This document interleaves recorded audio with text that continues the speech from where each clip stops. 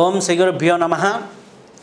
మనకి చాలామంది శ్వాస విద్యని ఉపయోగించి అందరినీ ఒప్పించుకుంటూ నొప్పించకుండా సభలపైన కానీ అలాగే వేదికలపైన కానీ మాట్లాడితే అందరినీ రంజింప చేయటం ఎలా అన్నప్పుడు ముఖ్యంగా మీరు రైట్ నాస్ట్రల్ శ్వాస ఉంటే చాలా బాగుంటుంది. కుడి ముక్కులో శ్వాస అధికంగా ఉన్నప్పుడు స్టేజీ మీద మాట్లాడుతూ ఉన్నప్పుడు ఎక్కువగా ఒక కమాండింగ్ నేచర్తో ఒక అధికారిక విషయం అంటే మనకంటే గొప్పవాడు మాట్లాడుతున్నారా అనే భావన కింద కూర్చున్న వాళ్ళకి కలిగే విధంగా రైట్ నాస్ట్రల్లో శ్వాస ఎక్కువగా ఉన్నప్పుడు అది పనిచేస్తూ ఉంటుంది. కుడి ముక్కులో శ్వాస ఉన్నంతసేపు మీకు జ్ఞాపక శక్తి, మీరు అనుకున్న విషయాన్ని బాగా కమ్యూనికేట్ చేయగలరు, బాగా అందించగలరు.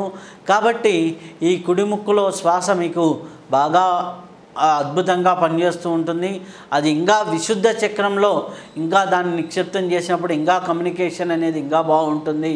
కాబట్టి మీరు స్టేజీ మీద మాట్లాడాలన్నా 10 మందిలో మాట్లాడాలన్నా బయట అందరినీ నొప్పించకుండా ఒప్పించే ప్రయత్నం చేయాలన్నా అంటే ఇది నేను అనే భావనతో మాట్లాడాలనుకున్నప్పుడు ఒక అధికారపరమైనటువంటి డీలింగ్స్ కానీ సభాపరమైనటువంటి డీలింగ్స్ కానీ ఒక కార్పొరేట్ మీటింగ్లో కానీ అలాగే అటువంటి చోట్ల మీరు మాట్లాడాలనుకున్నప్పుడు సూర్యస్వరము అనేది చాలా బాగా పనిచేస్తుంది. కుడిముక్కులో శ్వాస అది ఇంకా ఎలా చేయొచ్చు అనేది మంచి అధికారాన్ని పొందడం కోసమై సాధన అనేసి మన శ్వాస పుస్తకంలో 6వ అధ్యాయంలో ఇంకా వివరంగా ఇవ్వటం జరిగింది. దాన్ని ఇంకా మీరు ఫాలో అయితే చాలా అద్భుతమైన రిజల్ట్స్ మీకు కలుగుతాయి. స్వస్తి.